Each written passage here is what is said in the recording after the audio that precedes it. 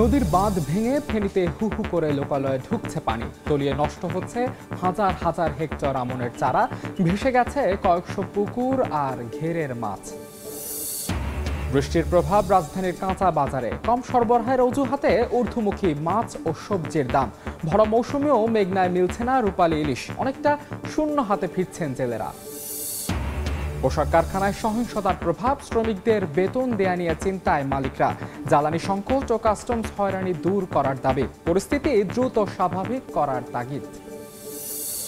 কক্সবাজারের পর্যটন শিল্পে ধস। 10 দিন ধরে পর্যটন শূন্য সৈকত শহর। 700 কোটি টাকা ক্ষতি, ভ্যাট মওকুফ ও কর্মচারীদের জন্য প্রণোদনা দাবি ব্যবসায়ীদের।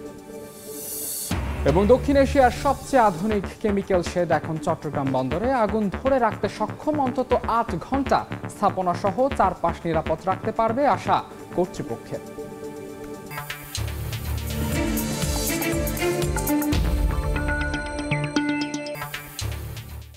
দেখছিলেন শিরোনাম। আমন্ত্রণ জানাচ্ছি দেশ ও দেশের বাইরের অর্থ বাণিজ্যের নানা খবর নিয়ে আমাদের নিয়মিত আয়োজন এ সময়ের বাণিজ্যে। আপনাদের সঙ্গে আছে আমি মাহাদি ইসলাম ধ্রুব। ফেনীতে মুহুরী নদীর পানি বিপদসীমার উপর দিয়ে বইছে। দুটি স্থানে বাঁধ ভেঙে হু হু করে লোকালয়ে ঢুকছে পানি। এতে পানিবন্দী হয়ে পড়েছেন 3 উপজেলার 50টি গ্রামের মানুষ।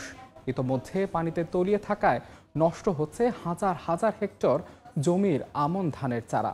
ভেসে গেছে শত শত পুকুর আর ঘেরের মাছ। এমনকি দোকানপাটেও পানি ঢুকে পড়ায় আর্থিক ক্ষতির মুখে ব্যবসায়ীরা। বিস্তারিত জানিয়েছেন আতিয়া সজল। গত কয়েকদিনে টানা বৃষ্টি এবং ভারতের উজান থেকে নেমে আসা পাহাড়ি ঢলের পানির তোড়ে শুক্রবার মুহুরী নদীর পানি পরশুরাম পয়েন্টে বিপদসীমার 255 সেন্টিমিটার উপর দিয়ে প্রবাহিত হয়। এতে শুক্রবার দুপুরের পর থেকেই মুহুরী, সিলুনিয়া এবং কহুয়া নদীর 122 কিলোমিটার বন্যা নিয়ন্ত্রণ বাঁধের একাধিক স্থানে ভাঙনের সৃষ্টি হয়। শুক্রবার সন্ধ্যা পর্যন্ত সেই ভাঙন দাঁড়িয়েছিল 3টি স্থানে এবং 3টি স্থানে ভাঙনের ফলে লোকালয়ে পানি ঢুকে বিভিন্ন বিস্তীর্ণ এলাকা প্লাবিত হয়। রাতভর সেই ভাঙনের ফলে শনিবার সকাল পর্যন্ত সেই ভাঙন 10টির অধিকে দাঁড়িয়েছে। এসব ভাঙন দিয়ে একেবারে এক পানি প্রবেশ করে লোকালয়ে প্রবাহিত হচ্ছে। এর আগেও গত 1 জুলাই এই বাঁধের 12টি স্থানে ভেঙে প্লাবিত হয়েছিল এই জনপদ এবং তখনও ব্যাপক ক্ষতি হয়েছিল স্থানীয়দের। এবারের বন্যায় শত শত পুকুরের মাছ ভেসে গিয়েছে, তলিয়ে গিয়েছে ফসলের মাঠ। স্থানীয়রা বলছে তারা ত্রাণ চায় না, তারা চায় এই বাঁধ ভাঙার স্থায়ী সমাধান। দোকান মোটর টোটো সব ডুবে পানি তলে চলে গেছে আর কি। মাছ আসছিল, মাছ সব শেষ, ঘর দুয়ার সব শেষ, বিনাশ হয়ে গেছে। আমরা নতুন করে বীজ করছে, বীজের এখন আবার সব নষ্ট হয়ে গেছে। সংশ্লিষ্টরা এই বাঁধ ভাঙার স্থায়ী সমাধানে বারবার আশ্বাস দিল, স্থানীয়রা তার কোনো বাস্তবতা দেখছেন না। এদিকে পানিতে অনেকের বাড়িঘর তলিয়ে যাওয়ায় তারা নিরাপদ আশ্রয় ছুটছেন। অনেকের ব্যবসা প্রতিষ্ঠানও তলিয়ে আছে পানিতে, ব্যাপক ক্ষতির মুখে পড়েছেন তারা। গত 1 জুলাই প্রথম দফায় যে 12টি স্থানে ভেঙেছিল তার দৈর্ঘ্য 120 মিটারের মতো বলে জানিয়েছে পানি উন্নয়ন বোর্ড। আর সে সকল বাঁধ মেরামতে প্রায় 1.5 কোটি টাকা ব্যয় করেছে তারা। তারপরেও সেই মেরামতের বাঁধের একাধিক স্থানে ভেঙেছে বলে স্থানীয়রা অভিযোগ করছেন। ফেনীর আবহাওয়া অফিস শুক্রবার 24 ঘন্টায় 288 মিলিমিটার বৃষ্টিপাত রেকর্ড করেছেন এবং আজ শনিবার সেই বৃষ্টিপাত গত 24 ঘন্টায় রেকর্ড করেছেন 231 মিটার। আতিয়া সজল, সময় সংবাদ, ফেনী। টানা বৃষ্টির কারণে রাজধানীর কাঁচা বাজারে সরবরাহ কমেছে সবজি ও মাছের। এতে এই দুটি পণ্যের দাম বাড়িয়েছেন বিক্রেতারা। বিস্তারিত জানাতে এই মুহূর্তে রাজধানীর কাউরান বাজার আছেন সহকর্মী সাইফুল ইসলাম। সরাসরি যাচ্ছে তার কাছে। সাইফুল, একদিকে বন্যা, অন্যদিকে বৃষ্টি, এতে করে ব্যবসায়ীদের পোয়াবারো। আমরা বলতে পারি যে তাদের যে দাবি, রাজধানীর বাজারে পণ্যের সরবরাহ চাহিদার তুলনায় অপ্রতুল, যার কারণেই হচ্ছে আমরা গতকালকেই যে বেগুন দেখতে পেয়েছিলাম 50 বা এর কমেও প্রায় 45 টাকা পর্যন্ত, আজকের বাজারে সেই বেগুন বিক্রি হচ্ছে প্রায় 60 থেকে 70 টাকা। তবে মানভেদে বলা যায়, কেননা হচ্ছে যে লম্বা যে বেগুন সেটি 60 টাকা কেজি, আর গোল বেগুন সেটি বিক্রি 70 টাকা কেজি। চিচিঙ্গা, পটল, নতুন করে আমরা দেখতে পেয়েছি সিমও বাজারে উঠেছে, সেই সিমের কেজি 200 টাকা হাঁকানো হচ্ছে। শুধুমাত্র তাই নয়, পেঁপের কেজিও কিন্তু কিছুটা বেড়েছে। যেমন গতকালকে আমরা দেখতে পেয়েছি যেই পেঁপের কেজি ছিল 30 থেকে 40 টাকা, সেটি আজকে কিন্তু মানভেদে বিক্রি হচ্ছে প্রায় 50 টাকা পর্যন্ত। শুধুমাত্র এই নয় পরিস্থিতি, আমরা যদি সবজির বাজার থেকে একটু অন্যদিকে যেতে চাই, যেমন মাছ বাজার, মাছের কথা যদি বলি, ওই একই পরিস্থিতি কিন্তু আসলে বন্যা বৃষ্টির কারণে কিন্তু বাজারে পণ্যের সরবরাহ অনেকটাই কমেছে বলে দাবি করছেন ব্যবসায়ীরা, যার কারণে কিন্তু পাঙ্গাস, বোয়াল এর পাশাপাশি তেলাপিয়া সহ বেশ কিছু মাছের দাম বেড়েছে কেজিতে প্রায় 30 টাকা পর্যন্ত। যেমনটা আমরা বলতে পারি যে 1 কেজি তেলাপিয়া আমরা গতকালকে দেখেছি প্রায় 170 থেকে 175 টাকা ছিল, সেটি আজকের বাজারে কিন্তু 190 টাকা ছেড়ে 200 টাকা পর্যন্ত বিক্রি হচ্ছে। এর পাশাপাশি বোয়ালের কথাও আমরা যদি বলি, যে আমদানি জাতের বোয়াল সেটিও কিন্তু প্রায় 400 টাকার কাছাকাছি ঠেকেছে। এখন যদি আমরা মাছের সরবরাহের কথা থেকে একটু চালের কথা বলি, সেই চালের বাজারে কিন্তু আসলে ক্রেতার স্বস্তি নেই। কেননা হচ্ছে যে আমরা দেখতে পেয়েছি যে চালের যে এখনকার সরবরাহ কিন্তু বাজারে স্বাভাবিক আছে।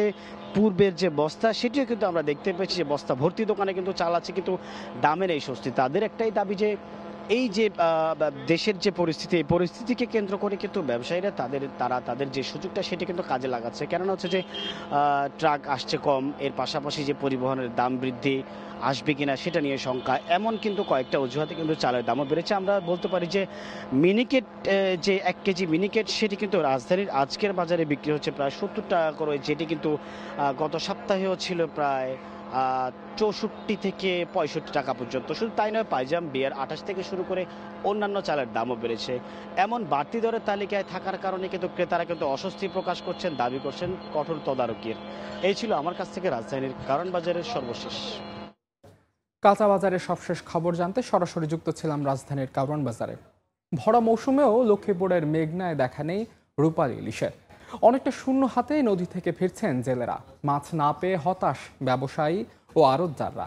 মাঝারুল আনোয়ার টিপুর রিপোর্ট। মেঘনায় ভরা মৌসুমেও দেখা নেই ইলিশের। রাত জেগে মাছ ধরতে গিয়ে শূন্য হাতেই ফিরতে হচ্ছে লক্ষ্মীপুরের জেলেদের। নদীতে যাওয়ার খরচের টাকা উঠে আসছে না জেলেদের। চরম আর্থিক সংকটে মৎস্যজীবী পরিবারগুলো। অন্যদিকে ভরা মৌসুমে মাছ না থাকায় হাকডাকে বেচা বিক্রি নেই ঘাটগুলোতে। নদীতে এখন টোটালে কোনো মাছ নাই। আমাদের খুব করুণ কাহিনী, খুব কষ্টে আমাদের সংসার চলতেছে। নদীতে যে যাই মাছ আনার যা পাই, কিন্তু হাতে আমাকেও পেট বাঁচে না, পোলা ভাই বাঁচবে তো দূরের কথা। মৎস্য কর্মকর্তারা বলছেন বৃষ্টিপাত শুরু হলে নদীতে ধরা পড়বে কাঙ্ক্ষিত ইলিশ। ইলিশের পিক সিজনটা আসলে আমরা মূলত যেটা দেখি সাধারণত জুলাই মাসের লাস্টের দিক থেকে শুরু হয়, আর সেপ্টেম্বর অক্টোবর পর্যন্ত ভালো একটা মৌসুম থাকে। প্রতি বছরই এটা হয়, তো সেই হিসাবে হয়তো এখন কম দেখা যাচ্ছে। তা আশা করি যদি আমাদের এই যে সামনে যখন বৃষ্টিটা পর্যাপ্ত হবে, তখন আমাদের পর্যাপ্ত ইলিশ জেলেরা পাবে এবং জেলেদের যে তাদের যে দুর্ভোগ এটা কমবে ইনশাআল্লাহ। লক্ষ্মীপুরে 65,000 জেলে রয়েছেন। এদের মধ্যে নিবন্ধিত জেলে 46,067 জন। মাঝারুল আনোয়ার টিপু, সময় সংবাদ, লক্ষ্মীপুর। জুলাইয়ের কয়েকদিনের সহিংস আন্দোলনের জের টানতে হবে মাস জুড়ে, এমন দাবি করে পোশাক খাতের উদ্যোক্তারা বলছেন শ্রমিকের বেতন পরিশোধ নিয়ে চিন্তায় পড়েছেন তারা। সংকট থেকে দ্রুত ঘুরে দাঁড়াতে জ্বালানি সংকট ও কাস্টমস হয়রানি দূর করার দাবি তাদের। আর্থিক কাঠামো ভেঙে পড়ার আগেই বাণিজ্য সহায়ক পরিবেশ নিশ্চিতে সরকারকে পদক্ষেপ নেয়ার তাগিদ অর্থনীতিবিদদের। চাকা ঘুরছে কলকারখানায়, কাজে ফিরেছেন কর্মীরা, কিন্তু বন্ধ হয়েছে কি অর্থনীতিতে শুরু হওয়া রক্তক্ষরণ? তৈরি পোশাক শিল্পের উদ্যোক্তারা বলছেন জুলাই মাসে উৎপাদন ব্যাহত হয়েছে 7 দিন, অথচ এই যে টানতে হবে অন্তত 1 মাস। এরই মধ্যে অনেকের কপালেই ভাঁজ পড়েছে চলতি মাসে শ্রমিকদের বেতন পরিশোধের চিন্তায়। চেইন রিঅ্যাকশনসগুলো কিন্তু শুরু হয়েছে। সবচেয়ে এখন ক্রুশিয়াল ফ্যাক্টর বেতন। উদ্যমী উদ্যোগে অর্থনীতির ক্ষত সারাতে বদ্ধপরিপক্ক উদ্যোক্তারা। তবে এর জন্য বিদ্যমান গ্যাস বিদ্যুতের সংকট দূর করে পুরোদমে কারখানার চাকা ঘোরাতে জ্বালানি মন্ত্রণালয়ের সহায়তা চান তারা। এই 7 দিনের ধাক্কাটা প্রায় মাসখানেকের মতন হবে বা তারও বেশি হবে, ভোগ করতে হবে। কারণ এই 7-8 দিন তো আমি প্রোডাকশন করতে পারি নাই। তা আমাদের বিদ্যুৎ এবং গ্যাসের সমস্যাটা যদি অতিসত্বর সমাধান হয়, কিছু ভালোর জন্য প্রত্যাশা করতে পারি। এখন চ্যালেঞ্জ হলো ওইটাই, যে পণ্যগুলো অলরেডি ওয়েটিং অ্যাট পোর্ট, সেগুলো কত তাড়াতাড়ি এক্সপোর্ট ডেস্টিনেশনে যাবে। চাপে পড়া অর্থনীতিকে টেনে তুলতে আমদানি রফতানি বাণিজ্যে কাস্টমসের হয়রানি বন্ধের দাবি ব্যবসায়ীদের। এই পরিস্থিতিতে আসলে সবাইকে যদি একটু প্রোঅ্যাক্টিভ কাজ না করে, ভূমিকা না নেয়, তাহলে আমাদের জন্য ক্ষতির কারণ হয়ে দাঁড়াবে। অনেকদিন যাবৎ এই মাল আমরা রিলিজ করতে পারি নাই, কারণ যদি খোঁজেন গিয়ে দেখবেন যে কাস্টমসের নানা রকমের জটিলতা বা হয়রানির কারণেই মালটা রিলিজ হয়নি। পরিস্থিতি বুঝে ব্যবসা সহায়ক পরিবেশ তৈরিতে সরকারকে বিশেষ নজর দেওয়ার তাগিদ অর্থনীতিবিদদের। অনেকেই আসলে এক্সপোর্ট অর্ডার পাঠাতে পারেনি, কস্ট কিন্তু বেড়ে গেছে। তো বাস্তব পরিস্থিতির আলোকে আশা করছি সরকার নীতি সহায়তা দিবে। এবারে সহিংস আন্দোলনে একক খাত হিসেবে তৈরি পোশাক শিল্পের প্রতিদিন ক্ষতি হয়েছে প্রায় 12,000 কোটি টাকা। আর বাংলাদেশে বিদেশি বিনিয়োগের সংগঠন ফিকির হিসাব বাণিজ্য ক্ষতির আকার ছাড়িয়েছে 10 বিলিয়ন বা 1,000 কোটি ডলার। ইয়ানুর শিফাত, সময় সংবাদ, ঢাকা। দক্ষিণ এশিয়ার সবচেয়ে আধুনিক কেমিক্যাল শেড এখন চট্টগ্রাম বন্দরে। 23 কোটি টাকা ব্যয় তৈরি এই শেডের দেয়াল 12 ইঞ্চি পুরু। আধুনিক প্রযুক্তি ব্যবহার করায় অন্তত 8 ঘন্টা আগুন ধরে রাখার সক্ষমতা রয়েছে এই শেডের, যা আমদানি করা কেমিক্যালে আগুন ও বিস্ফোরণ হলে বন্দরকে নিরাপদ রাখতে পারবে বলে আশা কর্তৃপক্ষের। শাখাউত ত্রিপুর ক্যামেরায় বিস্তারিত জানাচ্ছেন কমল দে। চট্টগ্রাম বন্দরের পি শেড হিসেবে পরিচিত কেমিক্যাল শেডে স্তূপ হয়ে আছে বিদেশ থেকে শিল্পের কাঁচামাল হিসেবে আমদানি করা ১৭ রকমের কেমিক্যাল, বিস্ফোরক এবং দাহ্য বস্তু। এমনকি নিলামে বিক্রি না হওয়া 3 থেকে 7 বছরের পুরাতন কেমিক্যালও আছে এখানে। মালামালের মধ্যে লেখা থাকে কোনটাতে কতটুকু দূরত্ব রাখা দরকার, এগুলো সবকিছু এখানে মেনটেন হবে। এই অবস্থায় বন্দরকে আগুন এবং বিস্ফোরণ ঝুঁকিমুক্ত করতে শুরু হয় অত্যাধুনিক কেমিক্যাল শেড নির্মাণের কাজ। কার্গো লিফট স্থাপনের পর পি শেডে এলোমেলো থাকা কেমিক্যাল এবং দাহ্য বস্তু নিয়ে আসা হবে নতুন এই অত্যাধুনিক শেডে। 22,000 বর্গফুটের এই শেড তৈরিতে খরচ হয়েছে 23 কোটি টাকা। চট্টগ্রাম বন্দরের যে আধুনিকায়ন, সক্ষমতা বৃদ্ধি, সেটা কিন্তু হলো। তো এই আমরা আশা করি ইনশাল্লাহ এতে করে দুর্ঘটনার ঝুঁকি অনেক কমে যাবে। সাধারণ ভবনের দেওয়ালগুলো 5 থেকে 6 ইঞ্চি পুরু হলো এই শেডের দেওয়াল 12 ইঞ্চি পুরু। নিয়মবিধিকে ফলো করে করা হয়েছে।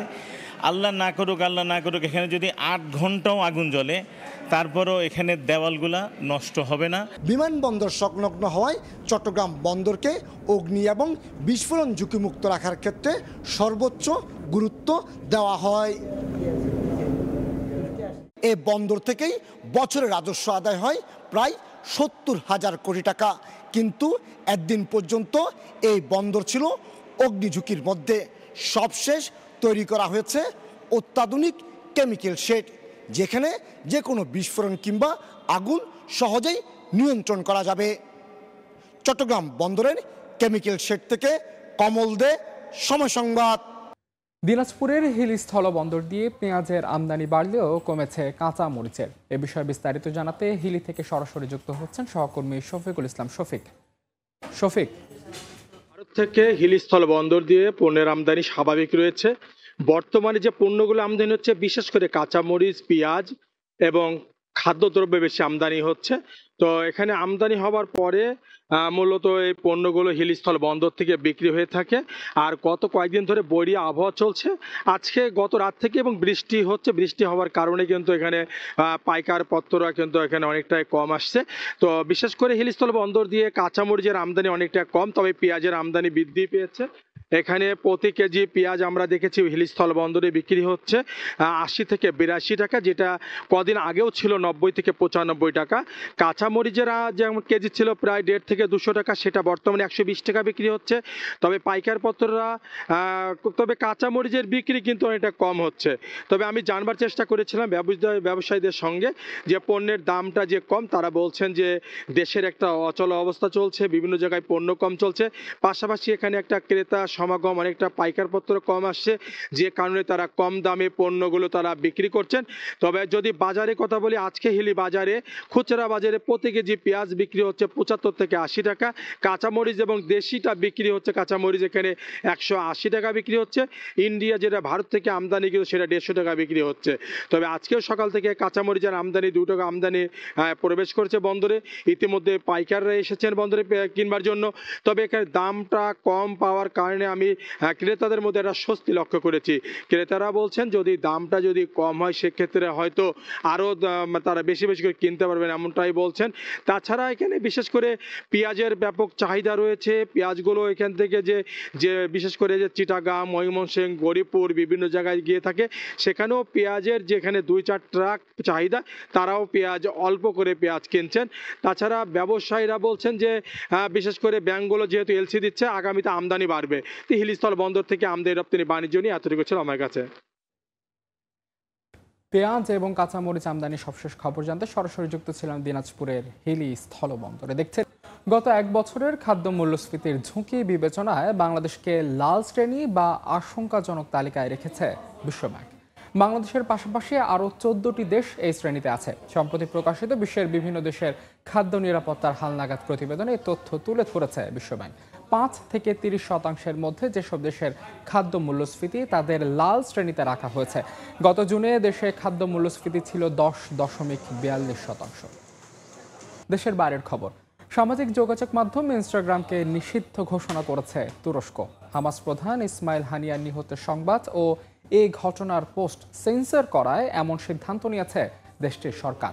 শুক্রবার এক বিবৃতিতে এই তথ্য নিশ্চিত করেছেন তুরস্কের তথ্য ও যোগাযোগ মন্ত্রী। ইনস্টাগ্রামের প্রতি নিন্দা জানিয়ে তিনি বলেন, যে প্রতিষ্ঠান মানুষের মত প্রকাশের স্বাধীনতায় বাধা দেয় তারা কোনোভাবেই গ্রহণযোগ্য নয়। তুরস্কের পরিসংখ্যান দপ্তরের তথ্য অনুযায়ী দেশটির প্রায় 6 লাখ মানুষ ইনস্টাগ্রাম ব্যবহার করেন। এ পর্যায়ে শীর্ষ সংবাদগুলো জানিয়ে দিচ্ছে আরেকবার।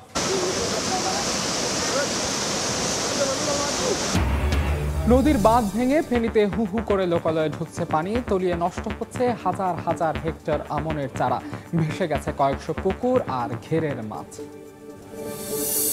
বৃষ্টির প্রভাব রাজধানীর কাঁচা বাজারে। কম সরবরাহের অজুহাতে ঊর্ধ্বমুখী মাছ ও সবজির দাম। ভরা মৌসুমেও মেঘনায় মিলছে না রূপালী ইলিশ, অনেকটা শূন্য হাতে ফিরছেন জেলেরা। এবং পোশাক কারখানায় সহিংসতার প্রভাব, শ্রমিকের বেতন দেয়া নিয়ে চিন্তায় মালিকরা। জ্বালানি সংকট ও কাস্টমস হয়রানি দূর করার দাবি, পরিস্থিতি দ্রুত স্বাভাবিক করার তাগিদ।